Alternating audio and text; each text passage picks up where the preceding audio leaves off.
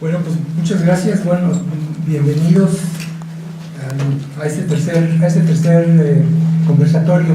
Efectivamente, esta campaña de He4She fue propuesta a nivel mundial por la ONU en el 2014 y con el objetivo específico de impulsar un mundo con igualdad de género. También se espera de esta iniciativa que se propongan soluciones específicas y localmente relevantes, así dice la convocatoria, y yo los invito a que en esta ocasión, como lo hemos hecho en las anteriores, que además de escuchar las discusiones, puntos de vista, debates que se presenten en lo que vamos a ver el día de hoy, pues también se le ponga especial énfasis a la parte de propuestas. Tenemos afortunadamente un contexto de apoyo de la UNAM. El doctor Braue Vigers específicamente nos ha pues animado a que tomemos esta campaña no solamente como actos de presencia, sino que lo hagamos realidad. Desafortunadamente es un tema del cual no podemos seguir ignorando que existe. En particular de la violencia contra las mujeres y niñas es un tema que nos debería más que suficiente para buscar estas soluciones.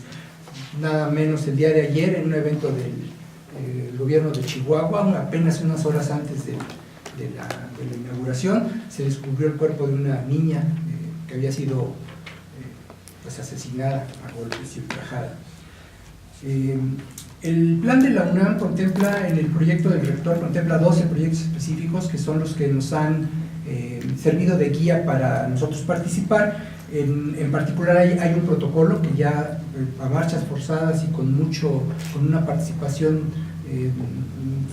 amplia de las distintas facultades, en donde cada una aportó puntos de vista de su propio quehacer, se logró terminar un protocolo contra la violencia de la mujer. Es un primer documento que ha tenido mucha discusión, se ha difundido dentro del ámbito de la UNAM. No estamos seguros si también ha permeado esto hacia afuera de la universidad. Es algo que tendremos que ver para las próximas sesiones.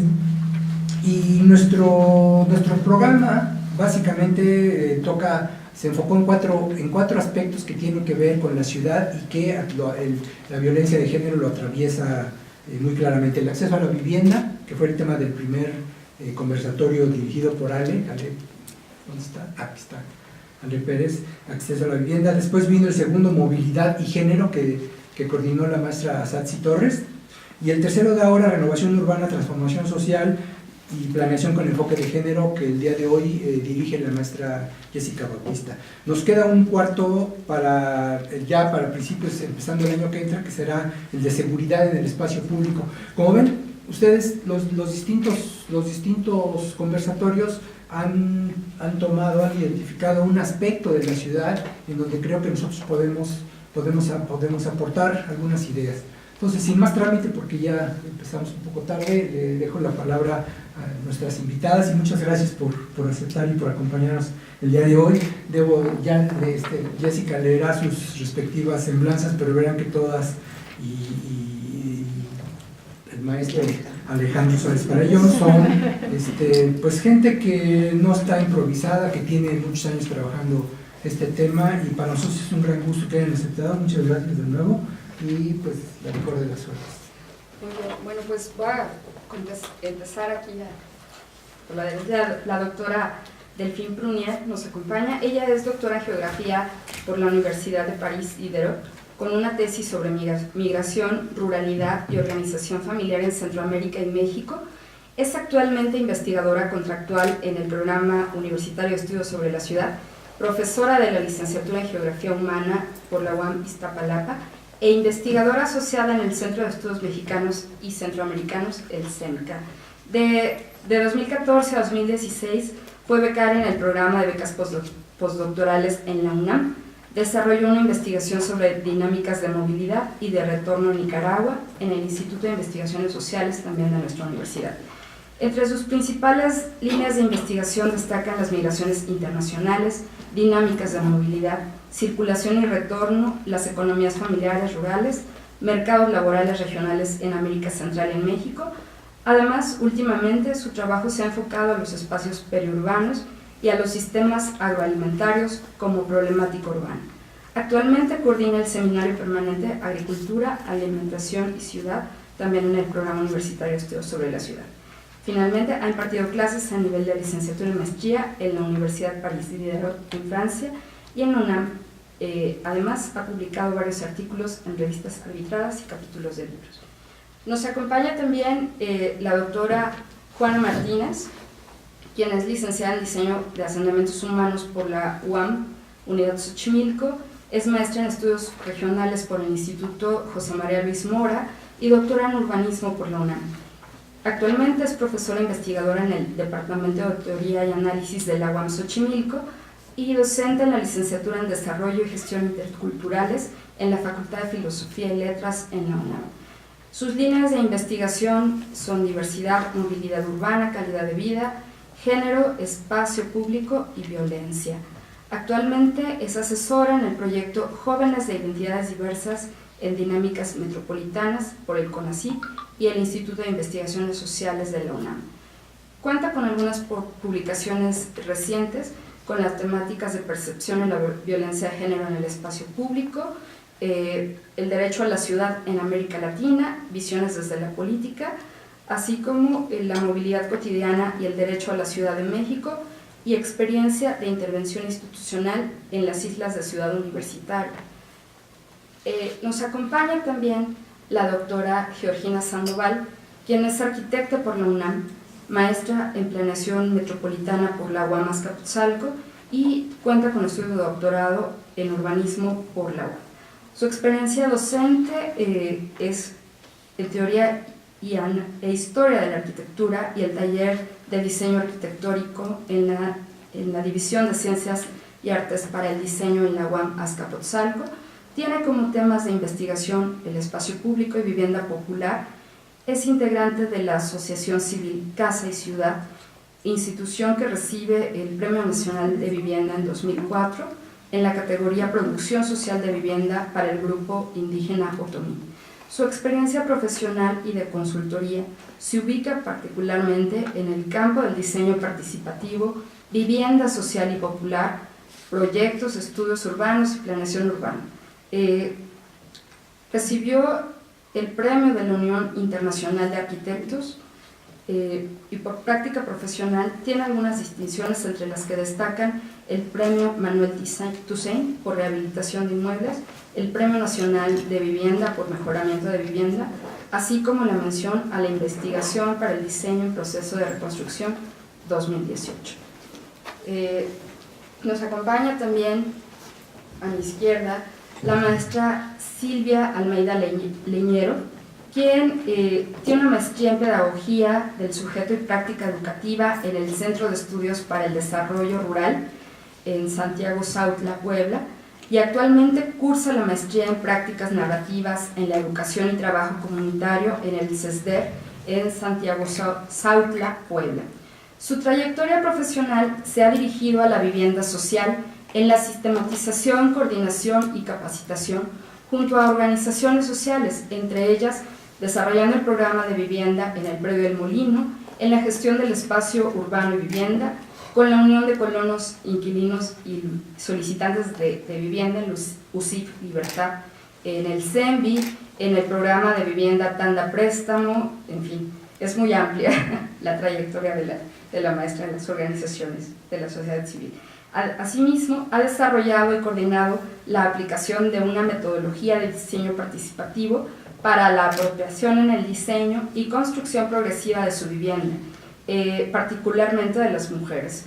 Esta metodología se ha adaptado a diversas circunstancias y entornos y se ha llevado a la práctica en el medio rural en los estados de Puebla, Veracruz y Tabasco. Ha colaborado además en programas de fortalecimiento de la gestión democrática y efectiva del agua y saneamiento en la microcuenca del río Texizapa. Participa actualmente en las labores de reconstrucción en el istmo de Tehuantepec, a raíz de los sismos de 2017, y con la organización Casa y Ciudad AC ha coordinado el equipo de la Sierra en el municipio de Guevea, en Humboldt, Oaxaca. Actualmente además promueve la restauración socioambiental y urbana del cuerpo agua La Lagunilla, al norte de la ciudad de Jalapa, Veracruz.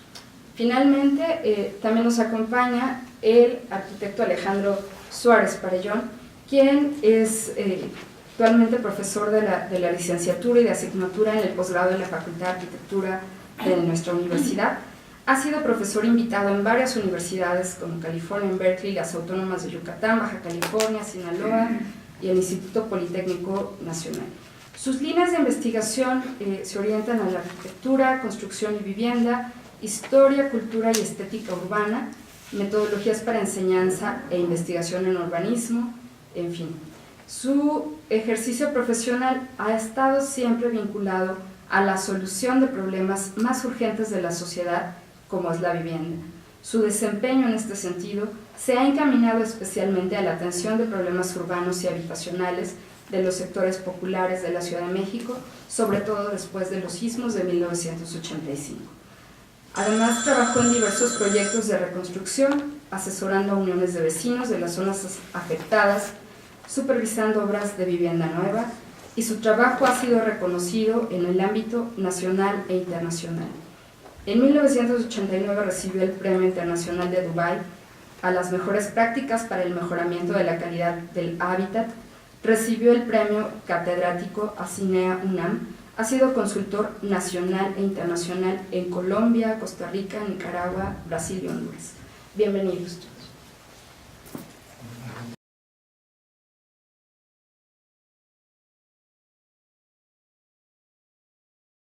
En principio mencionarles que justamente dentro de los temas a los que ha hecho alusión el doctor Delgado, pues este ha sido uno de los que ha implicado para nosotros uno de los retos principales, porque el tema de planeación territorial con enfoque de género, si bien tiene una serie de matices muy amplios, resulta también complejo y hasta cierto punto es novedoso para la región de América Latina. No porque no haya sido abordado en temas o en aspectos que son sin duda referentes inherentes al plano en el cual se desarrollan las ciudades, entre ellos por supuesto la vivienda, el carácter de los servicios, los temas de violencia y seguridad, entre otros, y el espacio público, en donde sin duda estos componentes centrales de la propia dinámica de las ciudades conjugan distintas perspectivas.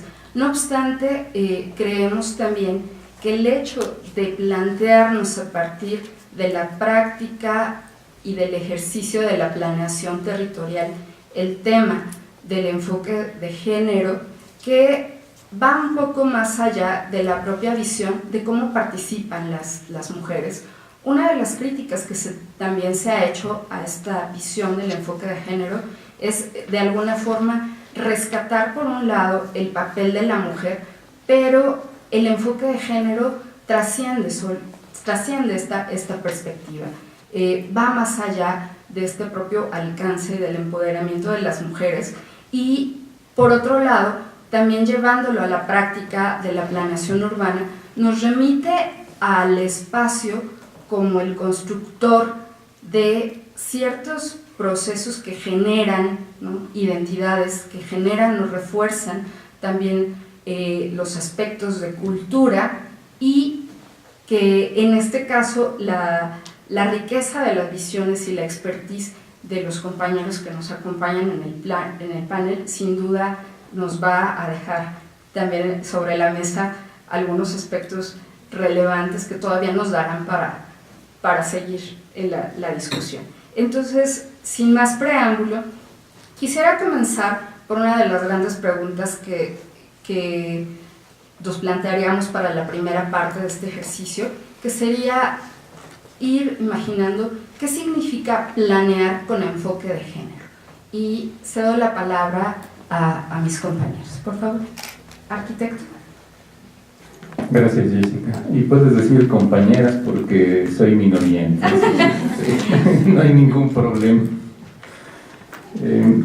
Bueno, ¿qué significa planear con enfoque de género? Pues significa reeducarnos para plantear una forma distinta de abordar la disciplina o las disciplinas que se involucran en la planeación de las ciudades y del espacio urbano en general.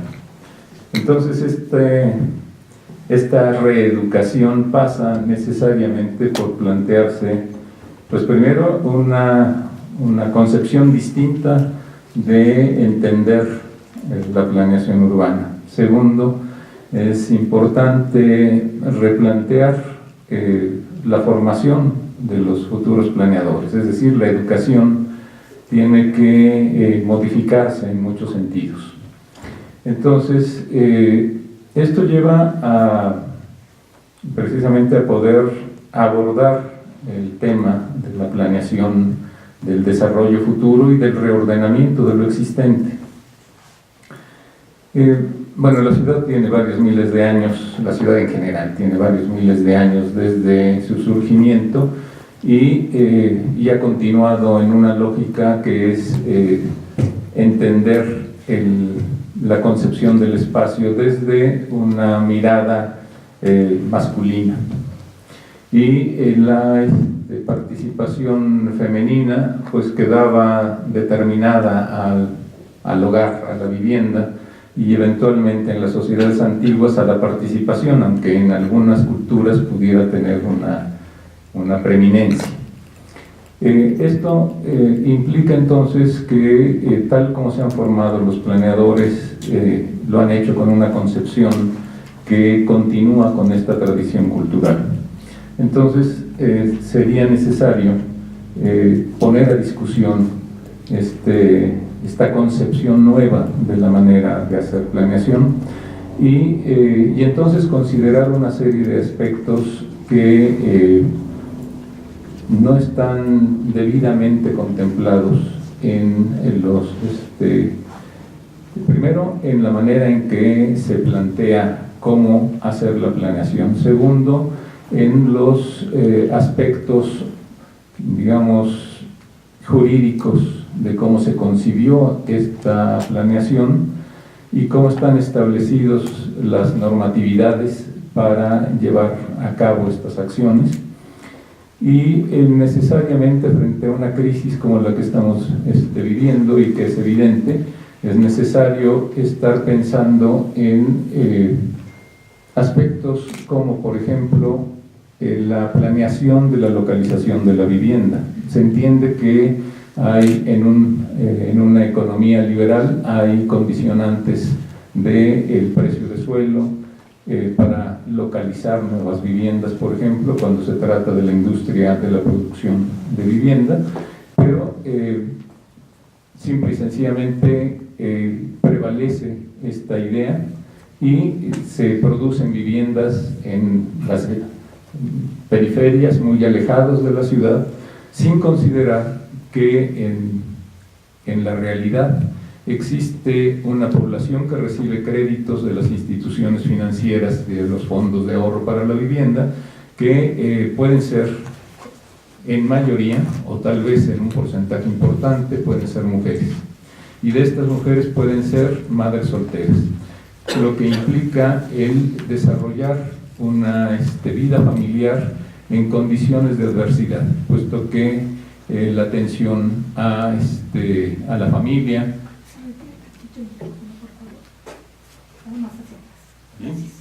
la atención a la familia puede ser una situación verdaderamente difícil cuando la madre tiene que viajar durante varias horas de ida y de vuelta para desarrollar su trabajo. Entonces, por mencionar uno de los casos. Otro de los casos es la manera en que se plantea la relación con equipamientos y con servicios que está en condiciones también de adversidad. Creo que por ahí podríamos empezar a discutir. Pues tal vez partir también de, bueno, mi disciplina es la geografía humana y entonces estuve ahí como intenté como también trazar cuáles fueron las reflexiones, ¿no? Desde la geografía como disciplina, como ciencia, en su capacidad o incapacidad a incluir las perspectivas de género.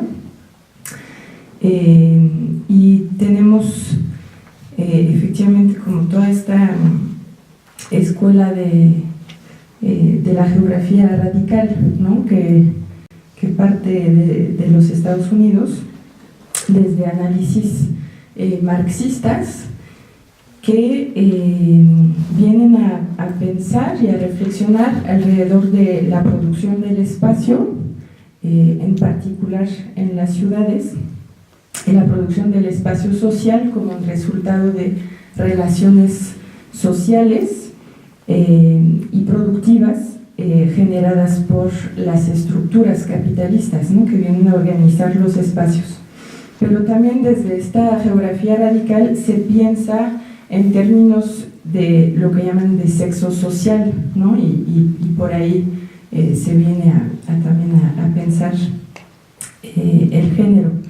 Y entonces a través de esta noción de sexo social y de patriarcado, obviamente, se vienen desde esta geografía radical, sobre todo en los años 60 y 70, a reflexionar sobre desigualdades en el acceso a los espacios públicos, al transporte, en la capacidad a desplazarse, a moverse en la ciudad, al acceso al mercado laboral y al acceso a los salarios, ¿no? Con diferentes niveles de salarios. Hay una geógrafa, bien conocida, Doreen Massey, que está en particular trabajando este tema y que lo planteó desde el ejemplo de las regiones mineras en Inglaterra. Y ella muestra muy bien desde los años 80 cómo se plantean estas diferencias en términos de género en el uso del espacio y de los territorios desde lo masculino y lo femenino.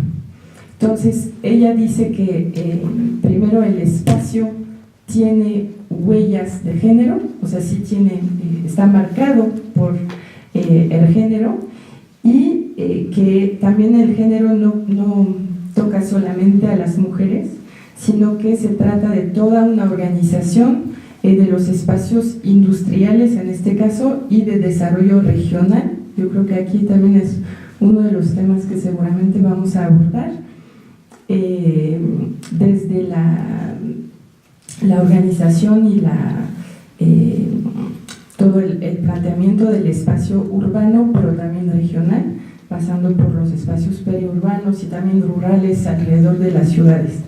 Que la organización de estos espacios se basa en una división sexuada, no sé si se diría así en español, sexuada del trabajo, que obviamente va a cambiar según las épocas y los países. Entonces también ahí me parece que hay algo interesante sobre esta pregunta que nos hace Jessica de qué significa planear con enfoque de género. Creo que también uno de los aspectos es pensarlo a través de las épocas, entonces podríamos seguramente pasar por diferentes momentos económicos, geopolíticos y cómo los feminismos se ubicaron en esto a través del tiempo,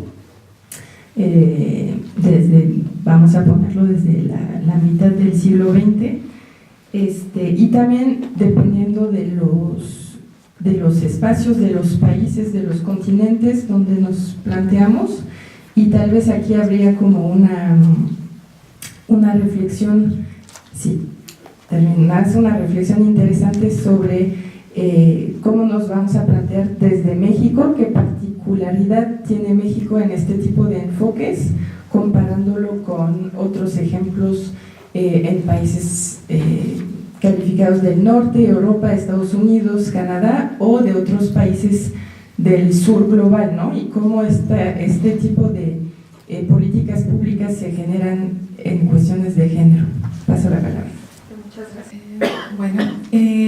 Bueno, pues ya se plantearon dos elementos importantes en la mesa que tiene que ver, sí, efectivamente, con la cuestión de que tanto en la planeación urbana como en el urbanismo, yo diría, lo habría a los diseños, ¿no? A los diseños en particular, pues no está planteado el concepto de género. Se plantea de forma neutral, podría decirse, como si el espacio se pudiera leer e interpretar neutral, sin que existan ciertas desigualdades. No obstante, tampoco es determinante que se tiene que dejar fuera.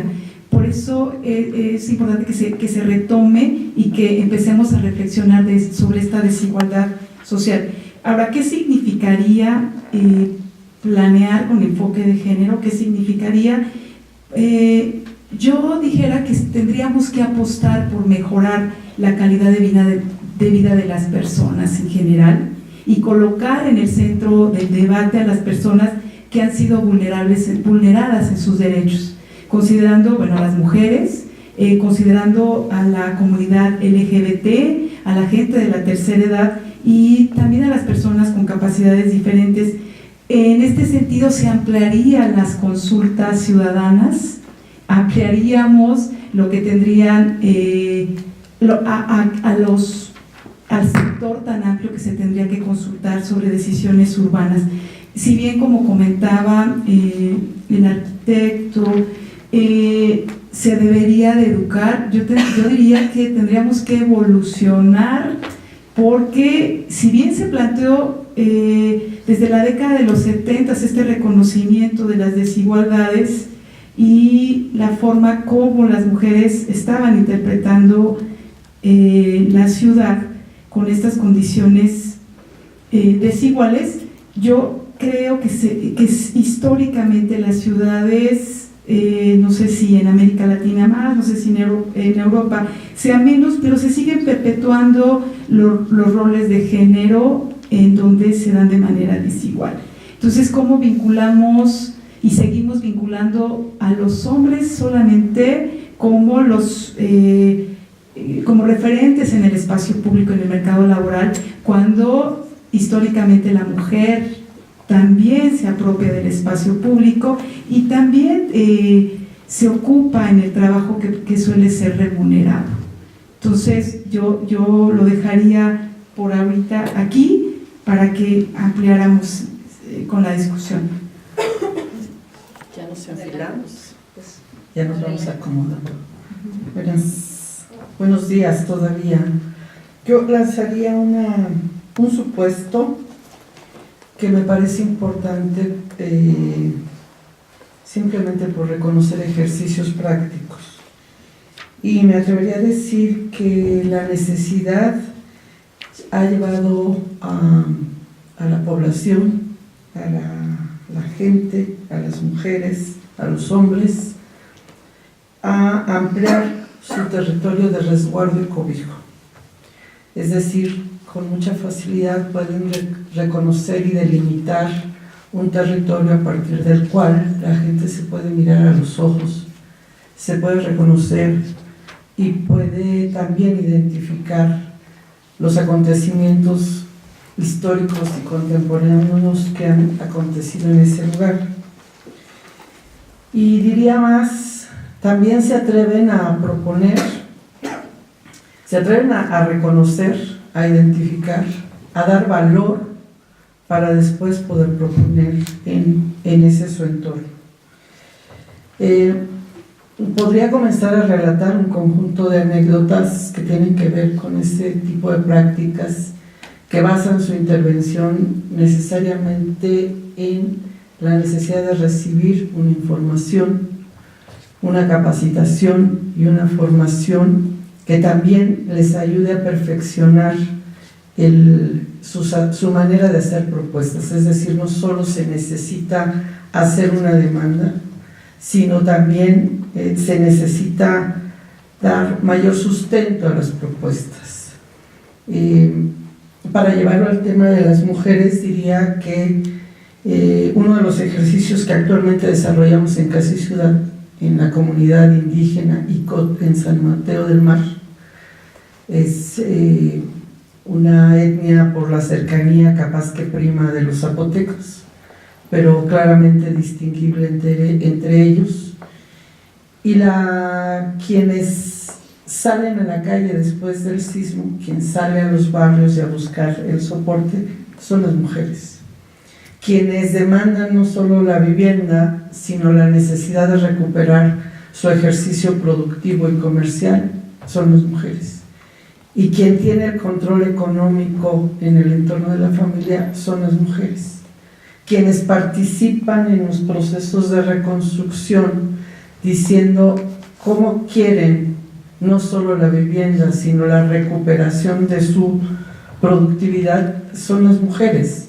Entonces la pregunta, y por ahí podría comenzar a relatar un conjunto de casos en donde la evidencia es que en particular las mujeres están hoy en otras condiciones y en otras prácticas, y la pregunta inminente es ¿por qué todo el marco que ya señalaba Alejandro, todo el marco normativo, jurídico e incluso disciplinar sigue teniendo una mirada neutra? Y tomó la palabra y la categoría de Juana. Y entonces ahí es donde toda la potencialidad, no solo de las mujeres, sino en general de la sociedad, tiene un límite, donde ya las posibilidades de opinar, de decir y participar, pues a lo mejor se convierten en consultas en las cuales ya deberíamos de estarnos acostumbrando, y lo que nos falta, porque todavía no comenzamos. El tema es que, ¿por qué solamente un asunto de consulta? Y entonces las posibilidades normativas, insistiría, tienen límite. Yo creo que ahí radica la posibilidad de insistir en las propuestas. Con una pequeña contradicción, las comunidades se quedan mucho en ese entorno de barrio, y una mirada amplia y estratégica capaz que le compete a otros sectores, o capaz que compete a la conjunción de miradas que hoy por hoy no existe. Bueno, casi siempre tenemos una mirada desde la Ciudad de México. Y eso pasa no solo aquí, en múltiples ciudades, pero en las ciudades medias, en la República, ha tenido caos terribles. Y siempre con una mirada que, como que estamos fuera, como que ese territorio nos pertenece. Y nos apropiamos de él. Y así se entiende. Y siempre, por supuesto, desde una mirada varonil, pero entendiéndonos fuera de él, pensando que somos nosotros que tenemos la solución, o sea, siempre menos de lejos, desde arriba, y por lo tanto no nos percatamos de lo que pasa en el suelo, y lo que pasa en el suelo es que la gente camina, y quien más camina en las calles somos las mujeres. ¿Y cómo caminamos? ¿Cómo están esas banquetas? ¿Cómo está, por supuesto, la seguridad? ¿Cómo son esos trayectos entre la ida y vuelta? Para la escuela, para las oficinas, para todo lo que tenemos que hacer. Y yo creo que hay que repensar esa atmósfera, hay que aterrizar, hay que bajarnos un poquito, para vernos, para sentirnos, o sea, como que sentir el pulso de lo que está pasando, aterrizar, ¿no? Y ver que ese mundo no lo creamos nosotros, ese mundo. Nosotros dependemos de ese mundo, de esas bases. Ok, pues parece que tratando de resumir de una forma muy breve las aportaciones que se han planteado aquí, sería deseable también enfocar la visión hacia el tipo de escala que se trabaja en la planeación.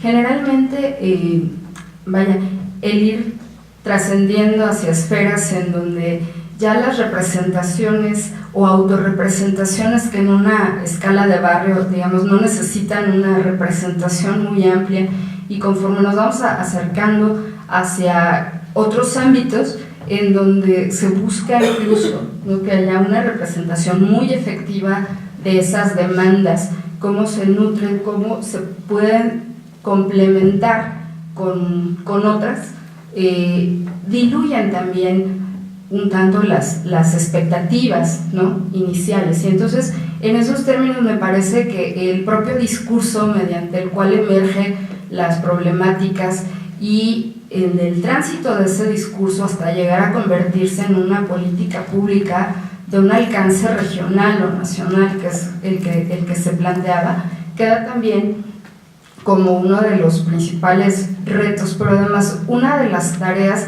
que refuerza el compromiso de los grupos que trabajan a escala barrial, ¿no?, por seguir sumando estos refuerzos, recreándolos y, pues, por supuesto, considerar un eje articulador común que, además del espacio, tenga como un referente principios y derechos mediante los cuales se pueda transitar a la integración dentro de la agenda pública. Pero bueno, en este sentido, lanzaría aquí un par de preguntas adicionales para lograr identificar además qué tipo de prácticas refuerzan las representaciones de género en este ámbito de la planeación en estas escalas diversas. Mira, yo creo que hablar de las escalas nos remite nuevamente lo que comentaba la maestra Silvia, ¿no? Medir el pulso a la calle, medir el pulso a la vida cotidiana que se da efectivamente en la calle, en el barrio. Un poquito el micrófono, por favor. Sí. Si te alejas un poquito el micrófono. Sí. Bueno, sería medir el pulso ahí, en lo que está pasando en la calle, lo que está sucediendo en la calle. Y sería nuevamente representar y valorar, en este caso, el trabajo de la mujer. O sea, pero valorarlo en el sentido de que a la mujer se le ha condicionado de cierta manera que su espacio solamente es el del hogar, el de la casa. Entonces, cuando la mujer tiene que salir efectivamente a cumplir con otras actividades fuera del hogar, pues se da cuenta efectivamente de que las calles están en mal estado, de que existe no el equipamiento que ella utiliza o el que le gustaría que hubiese en ese entorno. Entonces, yo creo que los beneficios de cierta manera de incorporar la perspectiva de género en la planeación, en el urbanismo, yo incluiría en la arquitectura, desde cómo diseñamos la casa, desde todos los elementos que integran el hogar. Estamos hablando ya también de cómo podemos mejorar el hábitat del entorno urbano y cómo podemos mejorar la habitabilidad al interior de la vivienda. En este caso, podríamos tener un impacto en el uso y disfrute de la ciudad, pero también del entorno inmediato. Entonces, sí necesitaríamos también pensar que en estas escalas también se reproduce la violencia y a estas escalas también se produce la inseguridad en los espacios públicos. Entonces, la escala efectivamente es muy importante, pero este análisis o la planeación y el urbanismo tendría que ser interescalar, no quedarnos nada más desde la calle, ¿no?, sino también a otras escalas.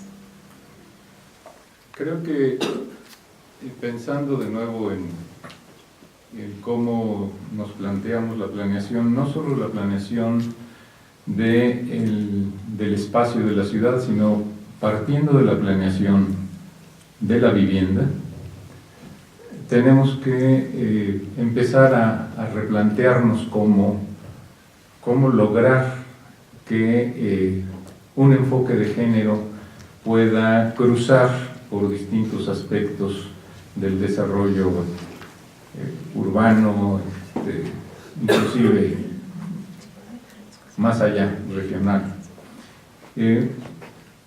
Algo que hemos trabajado durante mucho tiempo y, por ejemplo, en un caso específico que ha sido el programa de desarrollo urbano de la delegación Milpalta, lo que planteamos es que uno de los aspectos fundamentales era actuar en rehabilitar las condiciones habitacionales de lo existente, del espacio habitacional existente, y por supuesto plantearnos el desarrollo de nuevas viviendas. Esto quedó plasmado en el programa de desarrollo urbano y se pudo empezar a trabajar ya con una acción práctica en un programa de vivienda dirigido concretamente a recuperar, rehabilitando el espacio existente o mejorando y ampliando estas soluciones habitacionales que ya estaban, con la idea de que mejorar una condición de vida pasa por mejorar la vivienda y salir a la calle, mejorar la calle y pasar necesariamente al barrio, al pueblo y ambiciosamente a la delegación y así sucesivamente aumentando la escala.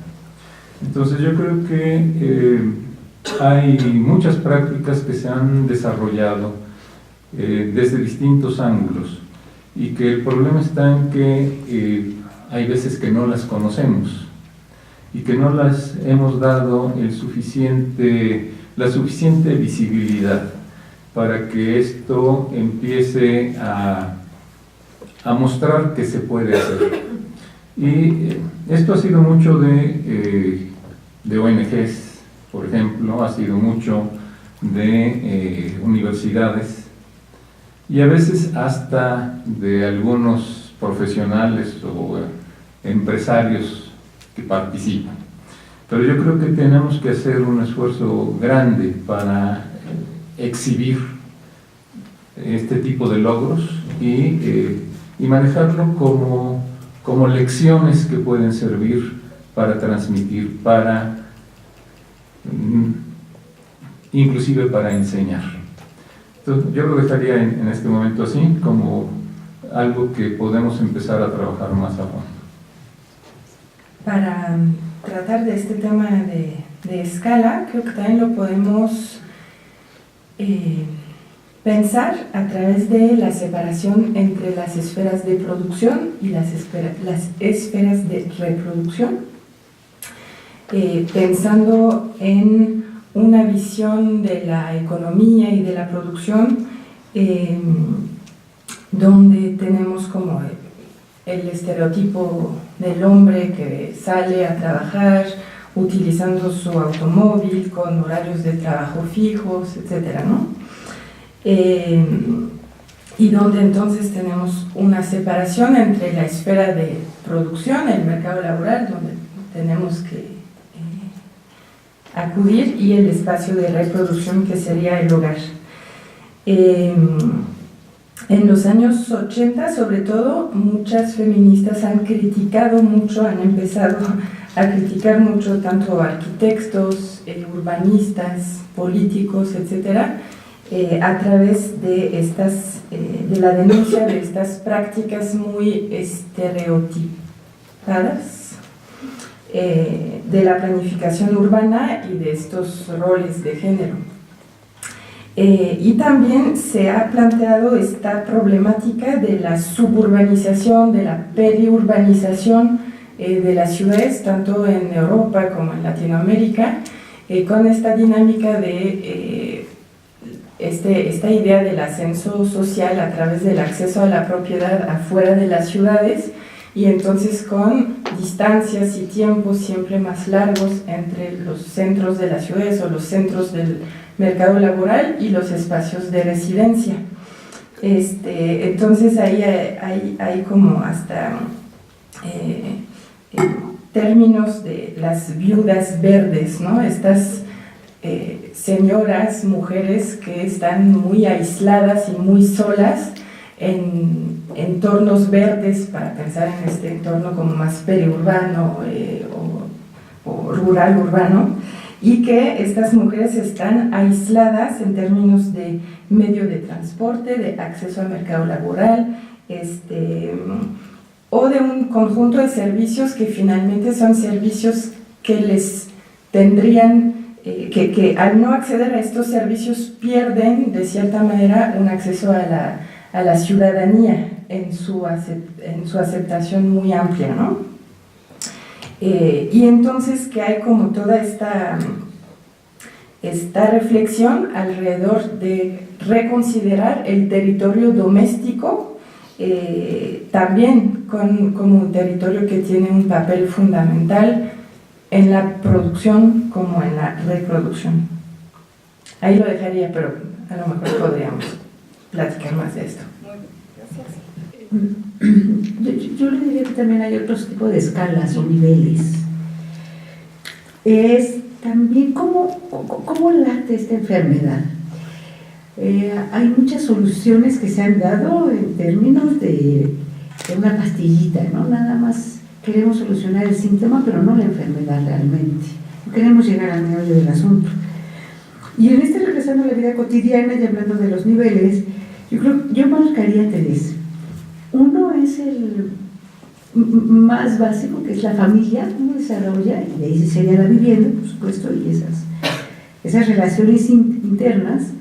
Pero después viene otro ámbito que sería más social, las interrelaciones, lo comunitario, lo colectivo, que cada vez es más difícil, y ahí donde la fuerza de la mujer siempre ha sido muy fuerte, porque siempre nos apoyamos en cualquier cosa, ¿no? Desde cuidado, atención a la familia, a los hijos, etc.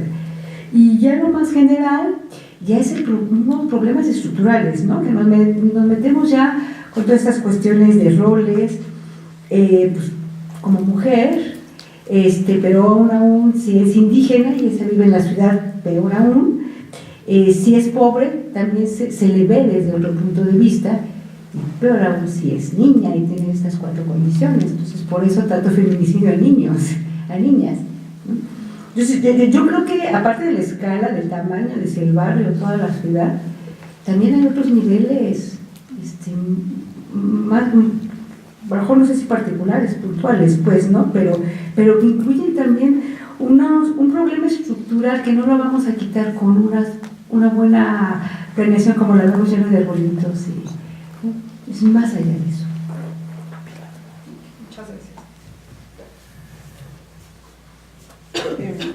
Yo insistiría en partir de que el territorio de las mujeres hoy es un territorio ampliado. O sea, no está circunscrito al tema de la vivienda. Y quien tiene la capacidad de reconocer la complejidad de los problemas y buscar soluciones prácticas son las mujeres. Al margen de ello, me parece también que, y me gustaría referirme brevemente a un ejercicio de planeación urbana, a un incluso sobre el territorio de las colonias granadas, territorio SLIM, y su sumatoria como estudio territorial a las colonias Pensil.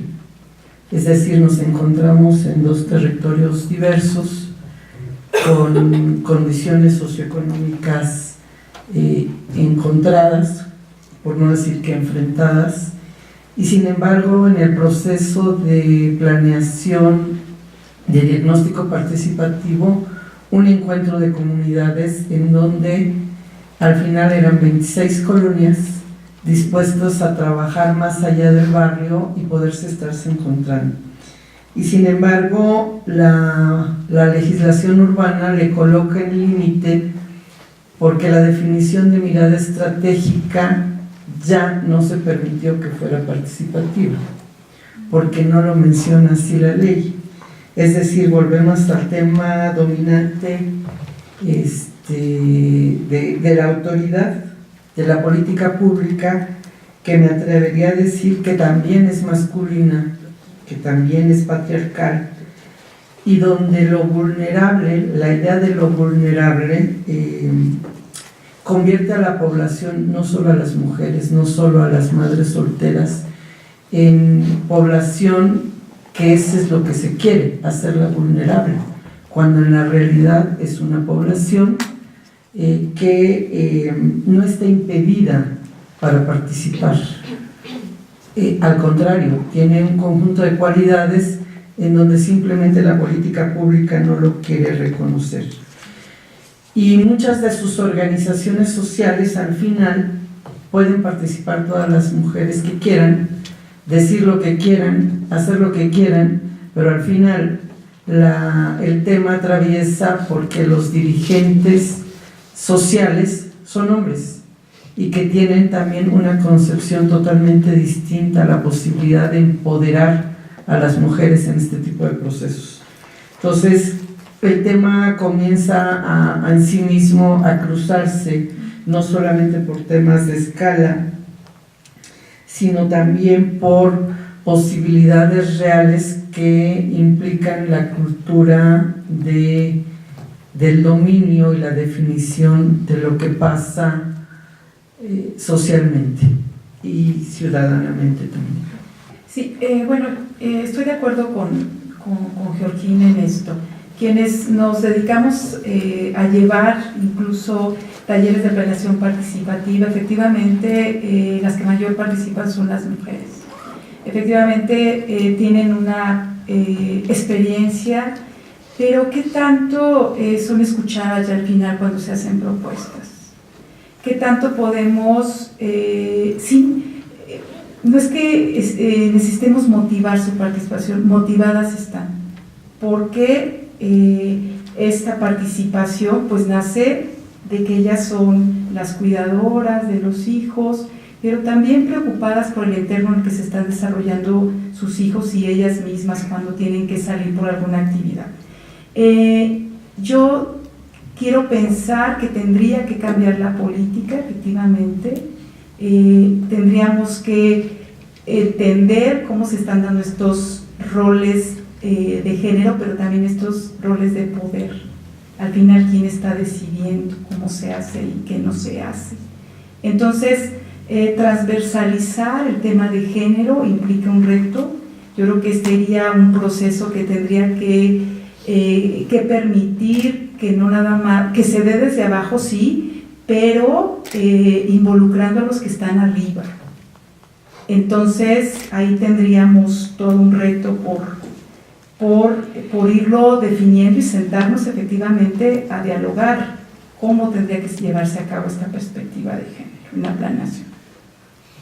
Muy bien, aquí yo creo que nada más a modo de conclusión plantearía que entonces no se trata de buscar estos grupos, como señalaba la doctora Sandoval, vulnerables, o sea, no son receptores pasivos de condiciones de desarrollo. Entonces aquí como que el reto sería convertirlos y empoderarlos para que pudieran generarse las condiciones y ser agentes activos, orientadores y tomadores de decisiones en estos procesos.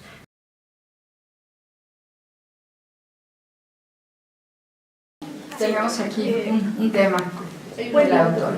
Bueno, a mí nada más me gustaría platicarles mi experiencia como profesora en la UAM Xochimilco en la licenciatura en Planeación Territorial. De 20 profesores, solo somos 3 mujeres. Entonces, en la currícula obviamente no está en sí el tema pues, de género, y nuestros contenidos, y como tenemos que cumplir con un programa, pues ya depende mucho del profesor, de la profesora, de plantear el tema de género pues desde el diagnóstico que se hace de la problemática de la zona de estudio y las propuestas que los estudiantes hacen y que tienen que tener esta perspectiva de género, pero sí depende mucho en este caso del profesor. También me gustaría agregar que hablar de género en la academia, en algunos espacios en la academia, genera incluso, yo pensaría, genera un poco de temor, genera desconfianza, o al menos yo así lo he visto. En el proyecto de investigación que recientemente planteé en mi área, tenía que ver con la perspectiva de género en los diseños, en donde efectivamente para quién estamos diseñando, para quién estamos produciendo, quién es el que consume. Entonces, abrir esta pregunta me trajo pues obviamente a pensar que todavía en la academia tenemos que discutir qué estamos entendiendo por género y desde dónde lo estamos planteando. En la segunda parte del conversatorio pretendemos orientar la temática a responder algo de lo que ha quedado planteado en torno a la construcción de política pública, ¿no? y la planeación, y pues también orientar la discusión hacia los aspectos que contribuyen a generar un enfoque transversal para el enfoque de género dentro de este tema. Entonces, bueno, aquí comenzaríamos nuevamente con el arquitecto Suárez Pareja. Yo creo que vale la pena empezar a abordar esta segunda parte con reflexiones o primero comentarios, luego reflexiones sobre algunas prácticas. Yo creo que, y también de alguna manera ampliando respuestas para la compañera que nos planteó, bueno, y cómo hacerlo.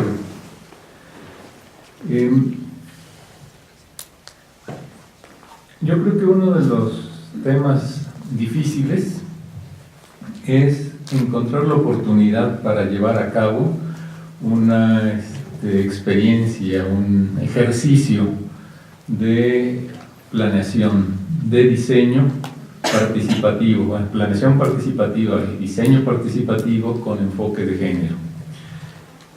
Y después reflexionar sobre esto, sistematizarlo y sacar conclusiones al respecto. Yo creo que ahí está faltando, es una tarea pendiente, no está suficientemente desarrollada.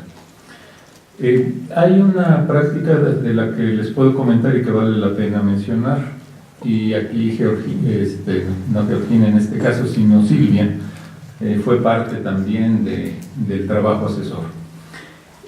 La posibilidad que tuvimos en Jalapa de llevar a cabo un ejercicio de planeación urbana participativa para que un conjunto de grupos organizados de colonos pudieran plantear lo que llamamos en aquel momento un contraplan del programa de desarrollo urbano que el gobierno estatal había impulsado. Y esto era hacer una propuesta de un desarrollo equitativo, desarrollo urbano equitativo entre el modelo que planteaba la planeación institucional con una propuesta desde abajo, desde las organizaciones de colonos, al ordenamiento territorial de Jalapa. Y de ahí, después del trabajo participativo, en donde las mujeres que pertenecían a las distintas colonias fueron muy activas en los talleres de capacitación y después en el ejercicio de planeación, se fue buscando el materializar esto en un programa de vivienda. Y esto llevó a un ejercicio al que en su momento le llamamos tanda préstamo, que era construir un sistema de ahorro con un apoyo crediticio dirigido fundamentalmente a mujeres jefas de familia. Y esto permitió hacer una experiencia que a nivel internacional tuvo su éxito, en tanto que fue reconocido con el premio a las mejores prácticas del Emirato Árabe de Dubái, que apoyaba iniciativas de estas características. Pero lo importante fue construir un sistema de ahorro-préstamo para producir inicios de vivienda que después a lo largo del tiempo podrían dar como resultado una vivienda mucho más acabada. Esto implicaba el acceso al suelo, el poder edificar la etapa inicial de la vivienda. Todo esto fue exitoso y así se continuó reproduciendo el modelo durante un tiempo. ¿Dónde están los riesgos que impiden que esto se prolongue en el tiempo y que tenga más resultados? Bueno, pues los riesgos fueron internos. Y vale la pena mencionar esto. La dirigencia era del conjunto de estas organizaciones era femenina. La mayor parte del equipo de trabajo era femenino. Y me refiero de la organización social. El problema es cuando la coyuntura política electoral permite interesarse por otros aspectos que no son únicamente el desarrollo de la comunidad. Entonces, en ese momento empieza a descomponerse el asunto, porque ya no se está buscando una mejora de la vivienda, sino que en determinado momento, y con justa razón, lo que se está buscando es poder llegar a tener una mayor representatividad como grupo social en el gobierno local. Y ahí es donde entre la escala de comunidad, barrio y su presencia en la ciudad se descompone, porque lo que se está buscando es estar en la toma de decisiones en el aspecto político. Y la dificultad de poder compaginar una situación con la otra, pues va en beneficio de la participación político-electoral y en la actualidad pues llegar inclusive a niveles mucho más altos de representación política, pero en la parte que tenía que ver con la escala de la vivienda, del barrio, eso va quedando atrás.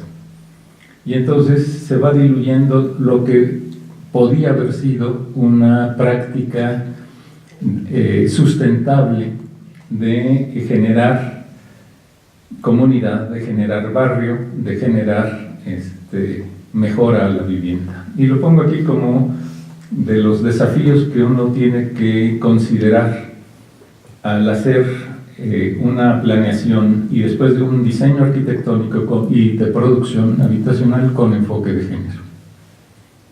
Muy bien, muchas gracias. Pues para retomar la invitación a pensar en términos de transversalidad, pues tal vez volver a situar los estudios urbanos y su articulación con la cuestión del género a través de su emergencia en cuanto a la geografía de las sexualidades en la ciudad. Fueron los primeros trabajos en la disciplina de la geografía donde realmente hubo este primer acercamiento entre ciudad y género, en particular con ejemplos sobre las grandes capitales mundiales. Es bien famoso el ejemplo parisino de los barrios gays, ¿no? En París es en el mero centro de la ciudad, donde hay como una gentrificación debido a esta presencia de cierta comunidad cosmopolita, muchas veces extranjera, etc. Luego también hubo muchas problemáticas sobre visibilidad e invisibilidad de ciertas comunidades o personas no conformas a las normas de género, lesbianas, personas gays, bisexual, transgénero, etc., ¿no? Es como otro campo. Otro eje sería los estudios que articulan estudios urbanos con género en la cuestión de la violencia, de la prostitución, de la inseguridad hacia las mujeres en la ciudad. Y otro aspecto es sobre el control masculino sobre la manera de vestirse o de andar en las calles.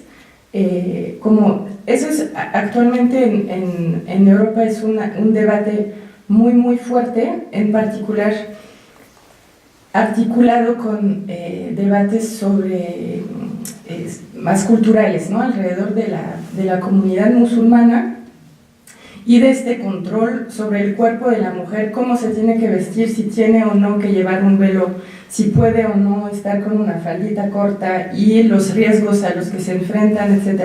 Y también son estudios muy interesantes que me parece hacen cruzar muchas problemáticas de género, pero también culturales, de clase, etcétera, en esta articulación entre ciudad y género, y pensar también esta articulación entre género y diversidad o género y minoría. Muchas veces, bueno, hay como una parte de los grupos feministas que consideran que hablar de minoría o hablar de diversidad es una perspectiva que invisibiliza las estructuras de desigualdad en términos de relación de dominación hombre-mujer. Por otro lado, hablar solo de género y hablar solamente de este aspecto de las relaciones entre los hombres y las mujeres no permite entender las fallas profundas en términos de acceso a la ciudadanía en sus diversos aspectos. Entonces hay una noción que es la de interseccionalidad, que me parece es muy interesante y nos puede ayudar tal vez en esta discusión, que es la idea de que ciertas personas en la sociedad acumulan diferentes categorías en una misma persona, que son categorías que históricamente y estructuralmente hacen que son personas dominadas. Para ponerlo como muy esquemático, podría ser una mujer lesbiana y negra, o una mujer lesbiana indígena, que va a entonces estar en situaciones de dominación cumuladas, ¿no? Y entonces es ahora como una forma distinta de abordar el tema del género, de la desigualdad, que se enfoca no solamente en la perspectiva de género y de la característica de ser mujer, sino también dejar también leer muy bien las otras formas de dominación, las otras categorías que pueden jugar sobre todo en estos en este tema por ejemplo, del derecho a la ciudad, ¿no? O sea, son debates que han sido importantes, creo. Ok, bueno, sí.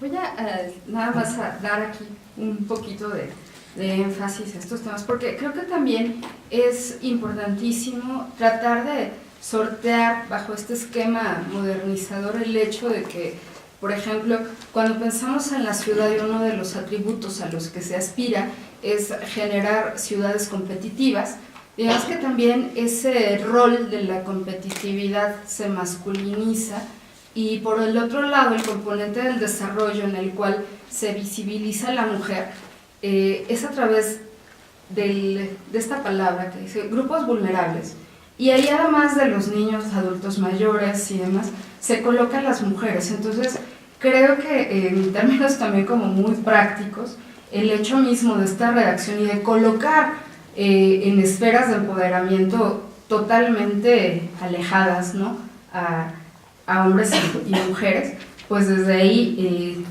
ubica también cómo se realizan diagnósticos, cómo se establecen estrategias y cómo se definen metas, pero el hecho mismo de ubicar dentro de grupos vulnerables, así directamente esa palabra, mujeres, ya quiere decir que ya estamos iniciando mal, con un diagnóstico. Sí, por favor. Un poco la pregunta de qué se está haciendo, ¿no? Recientemente estuvo aquí la arquitecta Zaida Massin presentando incluso un libro.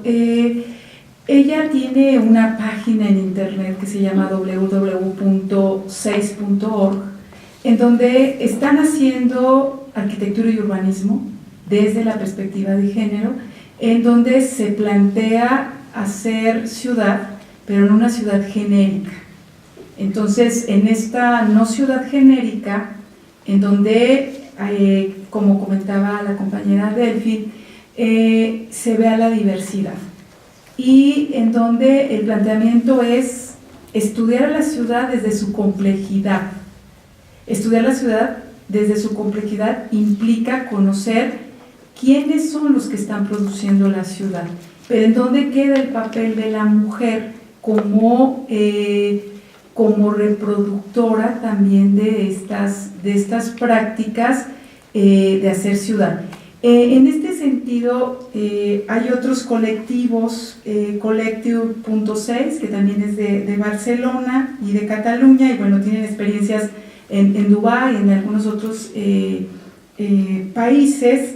Está el Centro de Intercambio y Servicios del Cono Sur en Argentina, está la Red Mujer y Hábitat de América Latina, están Mujeres Urbanistas de Madrid, la Asociación Jagori de India y Women in Cities en Canadá, donde ellas tienen una campaña súper interesante que es recuperar la ciudad, pero recuperar la ciudad por la noche.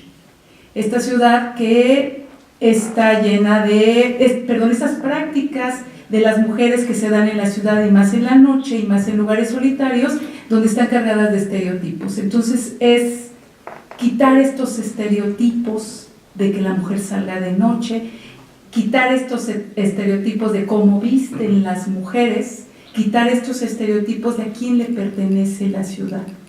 Entonces, ya son prácticas, no tenemos una ciudad diseñada solo por mujeres, y pues sería un poco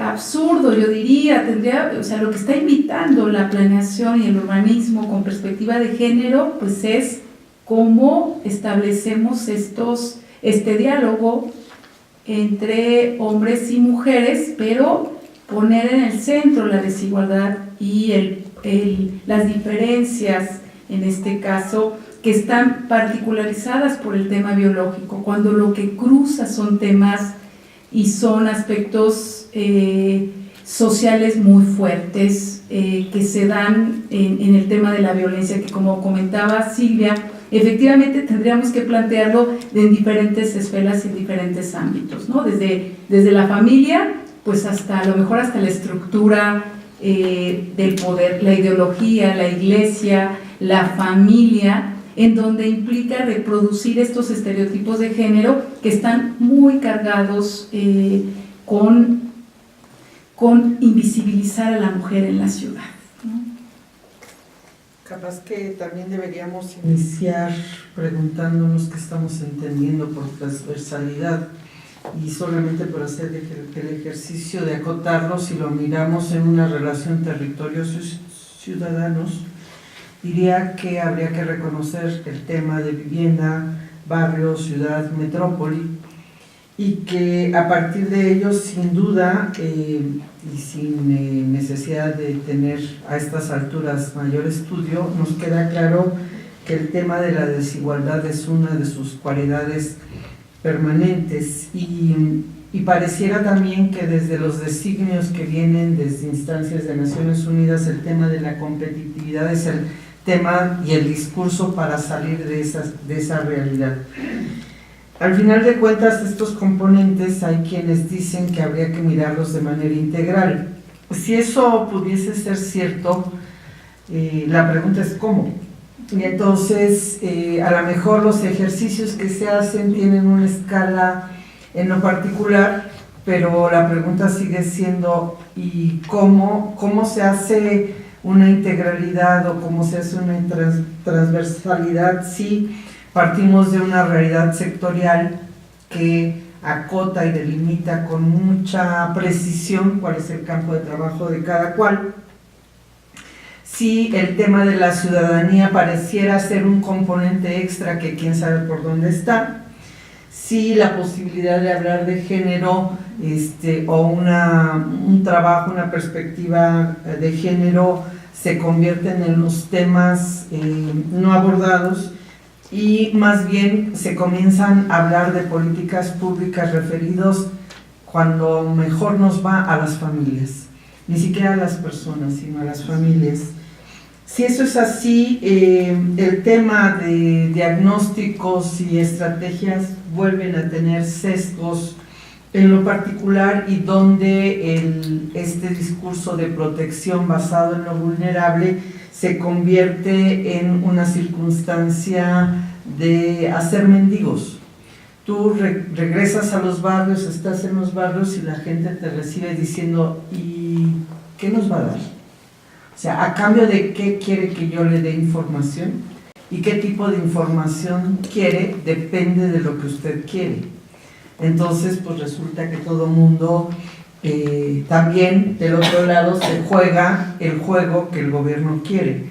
Entonces, me parece que habría que comenzar a distinguir que la población, primero, es ciudadana, no son mendigos, y segundo, que la población no es vulnerable, porque tiene la capacidad y no están impedidos para realizar absolutamente nada. Y sin embargo es un asunto de ir y venir, porque eso es lo que quieren los gobiernos, ¿no?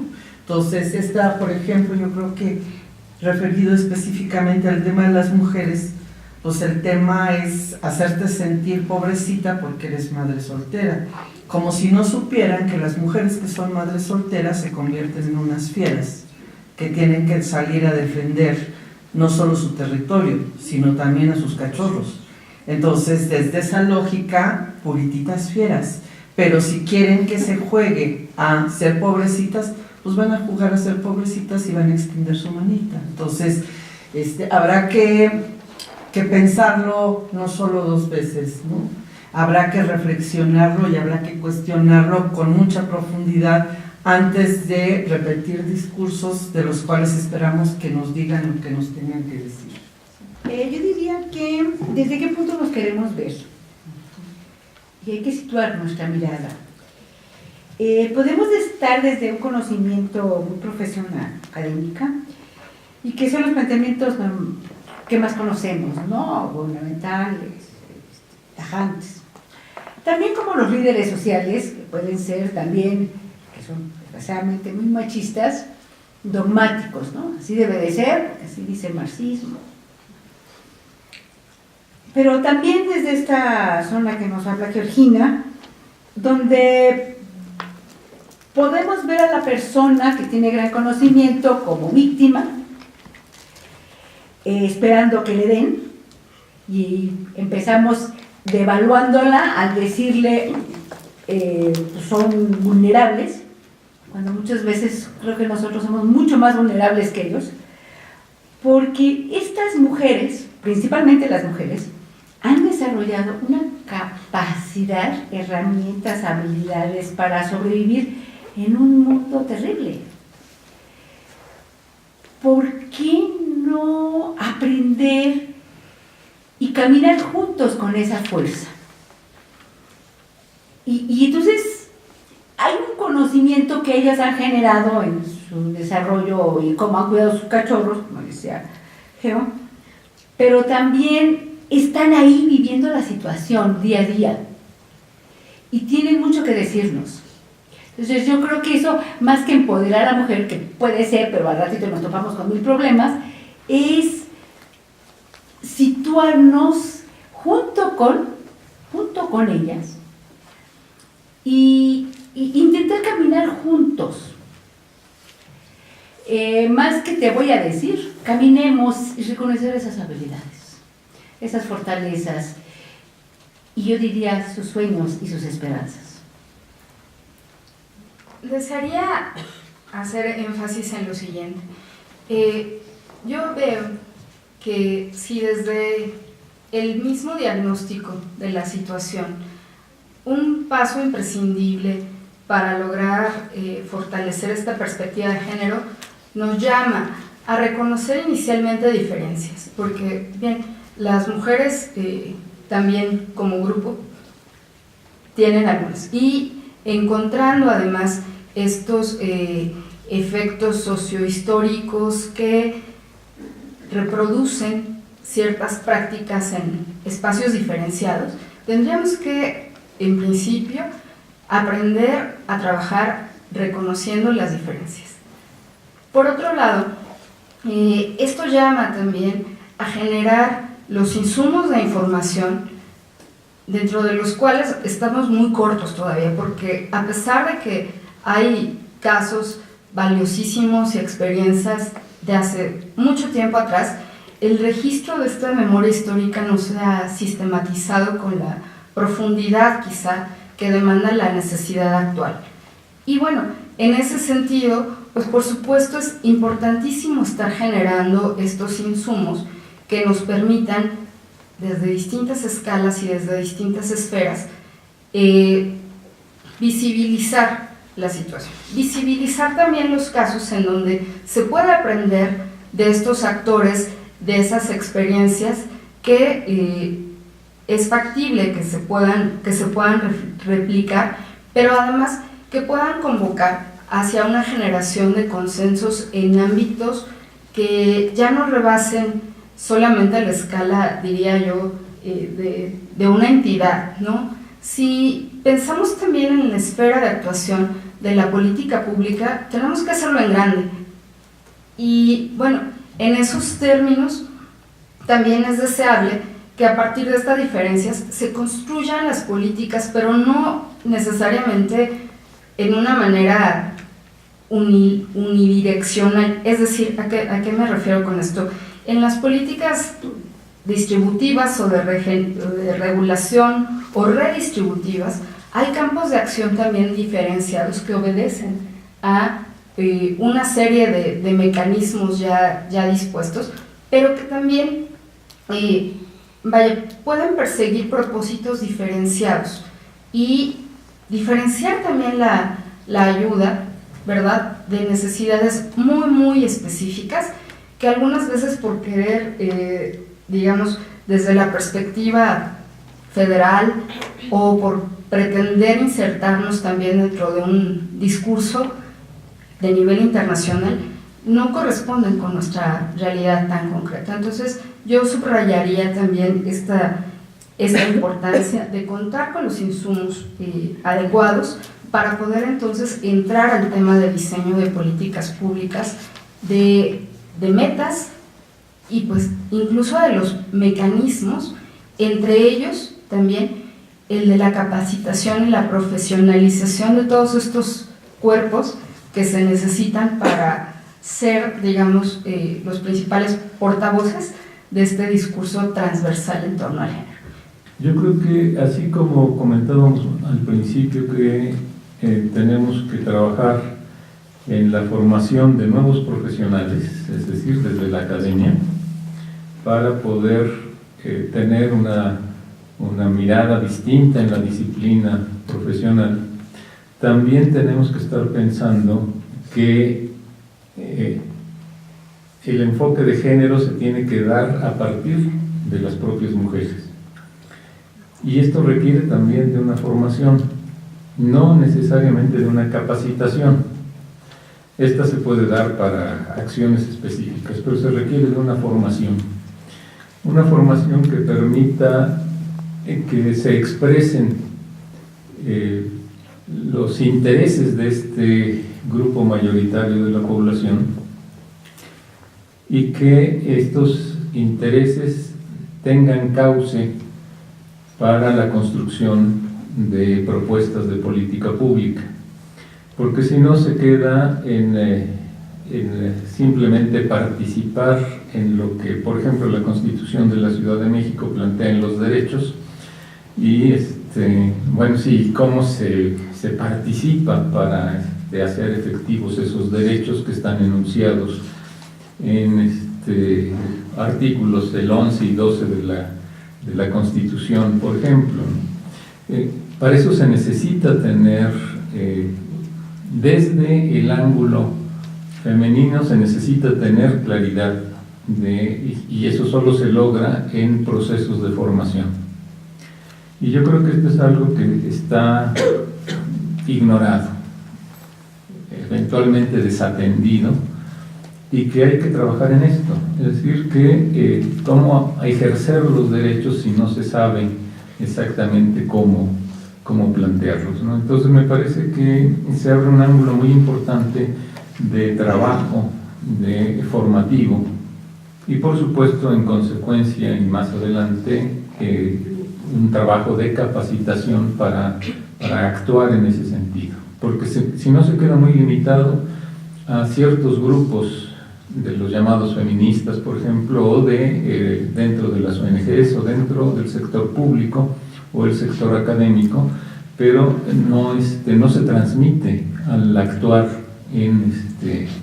ya en el espacio amplio de la participación ciudadana.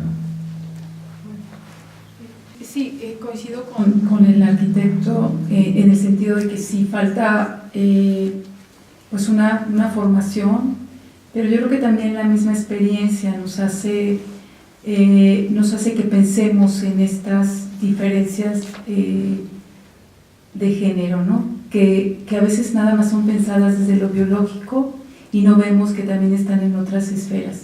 Si bien las feministas han puesto el dedo en la llaga desde la década de los 70s, en el sentido de reconocer la diferencia de género que está un poco vinculada solo con el aspecto biológico. Entonces, el poder y la desigualdad que se sigue perpetuando, yo creo que está ahí. Si bien las feministas, tanto geógrafas, yo dijera antropólogas, ahora hay un grupo de feministas arquitectas que están planteando un feminismo, están planteando un urbanismo con enfoque feminista. Entonces, yo creo que no debemos de olvidar y el rescate que se hace de ellas tiene que ver en plantearnos que seguimos diseñando fuera de la realidad, ¿no? Que seguimos diseñando sin aceptar una diferencia social, que lo que está produciendo este urbanismo y esta planeación territorial es la fragmentación de las ciudades, la fragmentación del territorio desde lo social como funcional, ¿no? Yéndonos a la práctica del urbanismo. Estamos haciendo una separación de funciones, estamos separando la vivienda de los lugares de trabajo, estamos teniendo una concentración de equipamiento recreativo y cultural, y ustedes lo deben de vivir, o sea, la Ciudad de México, en donde se concentra el mayor equipamiento educativo y cultural, entonces por eso tenemos estos grandes desplazamientos. Entonces por eso también tenemos esa falta de oportunidades, tanto laborales como también educativas, y también de acceso a la cultura. Yo pensaría que no debemos de olvidar que durante las fases de la planeación y del urbanismo y de los diseños en general, el objetivo es llegar a la equidad de género. O sea, plantearlo como un objetivo claro. Ojo, mucho se habla de la equidad de género, pero ¿qué tanto entendemos por ello? ¿Y qué tanto desde nuestra posición tendremos que llevarlo a cabo? O sea, eso estoy de acuerdo que se requiere desde dónde nos estamos posicionando. Efectivamente, hablar de las mujeres no es hablar de las mujeres que estamos aquí sentadas, es hablar también de las mujeres que ahorita están aquí en el auditorio, pero también es hablar de las mujeres con su gran diversidad. Entonces también eso nos permite apuntalar hacia qué mujeres estamos hablando, porque las desigualdades efectivamente se construyen y están siendo ciertamente reconfiguradas. Entonces hablar de la mujer pues puede ser también muy amplio, ¿no? Yo creo que en cualquier foro como este, otros ejercicios parecidos, se hace mención a la importancia de la participación y de las mujeres y de la perspectiva de género, y sin embargo yo siempre me quedo como en el está bien, pero ¿y eso qué? ¿Y eso cómo? ¿No? Entonces ahí es donde ya los pasos no se dan. De acuerdo a lo que se ha estado comentando en la mesa, es un tema seguro, yo insistiría, de información, formación para la toma de decisiones. Alejandro dice es un tema de formación, de derechos humanos, de política pública, de políticas de desarrollo urbano, pero no llegamos al qué de los contenidos y al cómo de la aplicación. Y es ahí donde yo creo que un próximo evento debería de entrar por ahí. O sea, ya no más diagnósticos, ya no más planteamientos teórico-prácticos o prácticas tan chiquititas que son poco reproducibles o poco posibles de masificar, sino cómo entrar directamente al tema del cómo. Y a lo mejor hoy más que nunca estamos obligados, porque miren, el tema del nuevo gobierno ha generado tanta expectativa, pero al mismo tiempo todos los opositores están más que perros hostigando y usando los medios, y está bien, a mí particularmente el Señor de los Cielos no termina de simpatizarme, pero digo de los cielos porque Él ordena y cree que todo mundo tiene que pensar lo mismo que Él. Yo ahí me reservo mi opinión, pero sí me parece que estamos en un país en donde deberíamos todos de meter el hombro en la perspectiva de apoyar de todos los planteamientos que nos podamos hacer. Es el momento, y las propuestas que queramos hacer, sería el momento de llevarlas a cabo, y necesitamos encontrar los canales correspondientes para que las cosas sean de una manera distinta. Y entonces sí voy a creer que efectivamente hay un Señor de los cielos, antes no. Cuando recibí la invitación de Jessica a intentar reflexionar sobre este cruce entre planificación urbana y género, y me puse a leer, y obviamente yo estaba buscando también darle una lectura en particular desde el desarrollo regional de los espacios periurbanos y hacia el tema de la agricultura urbana, que es como lo que estoy más trabajando. Y entonces caí con lecturas muy interesantes sobre y me parece que en esta perspectiva también nos puede hacer avanzar sobre también lo que va a pasar ahora en términos de políticas públicas, de formación y de enfoques desde nuestros políticos, el cruce entre la ciudad sustentable, la ecología, la agroecología y el enfoque de género o los feminismos, ¿no? Y me pareció muy interesante pensarlo así porque creo que son desafíos, retos que son los que vienen ahora y que al final son muy van de la mano. En particular pensando pues la evolución también de los feminismos desde unas luchas que consistían en que las mujeres tengan las mismas posibilidades de acceder al trabajo, al salario, a la independencia, etcétera, pero entonces en este caso de entrar de la misma manera en estructuras capitalistas de explotación, finalmente como otro medio de producción capitalista, y que en contraparte hay como otras corrientes de pensamiento que van vinculando ecología o sustentabilidad con el feminismo y que enfocan mucho más al tema del trabajo no remunerado de las mujeres, a las economías del cuidado, del care, al desarrollo sustentable, a la ecología urbana de la misma manera, a otros modelos de gobernanza en este sentido, como lo decía Georgina, ¿no? Cómo las mujeres también están o no involucradas en procesos de decisión, hasta en temas de seguridad alimentaria, pensándolo desde, como les decía, desde la agroecología y cómo las mujeres se posicionan y pueden tener un papel clave en términos de economía familiar, tanto desde el medio rural como desde contextos urbanos.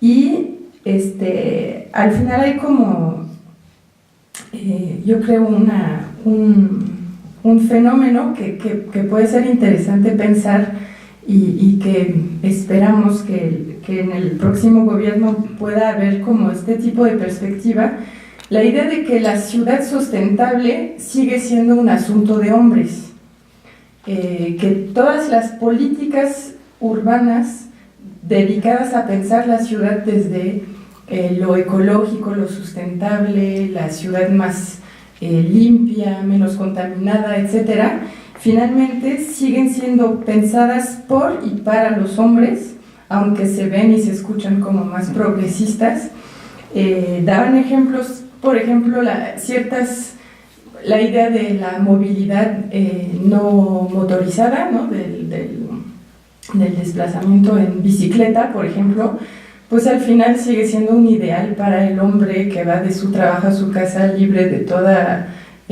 obligación o responsabilidad familiar, y que una mujer con 2 o 3 niños pues difícilmente va a hacer estos trayectos con los niños arriba de la bici. Bueno, se puede, pero temas de quién se encarga de cargar las compras, etcétera. O sea, todo este tema de andar en bici, andar en transporte público, pues es como de las buenas prácticas, vendidas como buenas prácticas de urbanismo sustentable, pero que en lo concreto, en las prácticas urbanas, ¿quién está en capacidad de tener este tipo de, también en términos de horarios, de trabajo, de relación a los miedos, a la violencia, ¿no? Y entonces me parece que también son ángulos que pueden ser como muy complementarios, pensar la ciudad también a través de la ecología y cómo las mujeres pueden ser actrices de estos esfuerzos. Muchas gracias. Yo diría que hay smog, todos sabemos que atrás de ellas hay estrellas, aunque no las veamos. Y igualmente se ha invisibilizado a la población, pero principalmente a las mujeres, pero eso no quiere decir que no estén, que no estemos. Y yo terminaría así, como es alzar nuestras cabezas por encima de esas nubes, fortaleciendo. Hay mucho que hacer, es un reto, pero hay que alzar esas cabezas. Perdón. Bueno, regresando a este tema de la necesidad de la formación y después capacitación para actuar, yo creo que hay que recuperar y amplificar un modelo que ha existido y que surgió fundamentalmente de las ONGs, pero que también puede ser tarea de las universidades, y se necesita escuelas de formación para actuar. Y Georgina tiene la larga experiencia de una escuela en Casa y Ciudad, y ya hay otras experiencias que se han manejado desde el lado académico, en fin, pero de dimensiones reducidas y muy puntuales. Pero yo creo que esto hay que buscar la manera de ampliarlo y de ser posible de masificarlo, pero para eso se necesita también apoyos institucionales, porque cuando uno ha vivido en las ONGs, pues generalmente son un poco muertas de hambre. Entonces no hay posibilidad de ponerle demasiados recursos porque hay mucho de voluntarismo, sino es que puro voluntarismo. Y sí se requieren esfuerzos institucionales, y las universidades lo pueden hacer a través de extensión y trabajar precisamente una formación, ya no nada más con enfoque de género, sino dirigido concretamente a la formación de grupos cada vez más amplios de mujeres, pero teniendo aspectos muy prácticos, como el tema, y que va dirigido a la planeación y después a la política pública, o primero a la política, no sé cómo estaría la cosa, pero dirigido a aspectos muy concretos, como puede ser el transporte, como puede ser el espacio público, como puede ser la vivienda, por supuesto, y la manera en que se plantea el desarrollo de las ciudades, no solamente como lo que desarrollan redundantemente los desarrolladores inmobiliarios, sino como es el poblamiento popular. Y entonces esto tendría que permitir estar tratando asuntos muy específicos, muy concretos. La seguridad en el espacio público, por mencionar algo, y ahí se habla de una cantidad enorme de asuntos que tratar. El uso nocturno del espacio público o el tránsito nocturno por el espacio público que lleva a la iluminación, a la vigilancia, etcétera, etcétera. El tema del transporte, que en ciudades como esta y otras más del país es un problema que requiere de dedicarle horas de vida a poderse mover de un lado a otro, con la inseguridad del transporte y su mala calidad, con el problema de los desplazamientos hacia encontrar los servicios indispensables y los equipamientos, y por supuesto con el problema de la vivienda y sus condiciones de habitabilidad. Entonces hay un sinnúmero de aspectos que podrían estarse abordando desde estas, llamémosles, escuelas de participación, de formación y de participación ciudadana, por supuesto fundamentalmente dirigidos al papel de la mujer en la ciudad y el hábitat, pero también no excluyendo a los hombres, porque si no se capacitan las mujeres, pero los hombres se quedan como están. Muchísimas gracias. No me resta más que agradecerles a todos su participación, a nuestros panelistas, por supuesto, a todos los estudiantes, funcionarios y público en general que se han dado a la tarea también de sensibilizarse el día de hoy con nosotros al respecto, y por supuesto esperamos que sea el camino de algo muy fructífero desde la perspectiva de cada uno de ustedes. Hasta luego.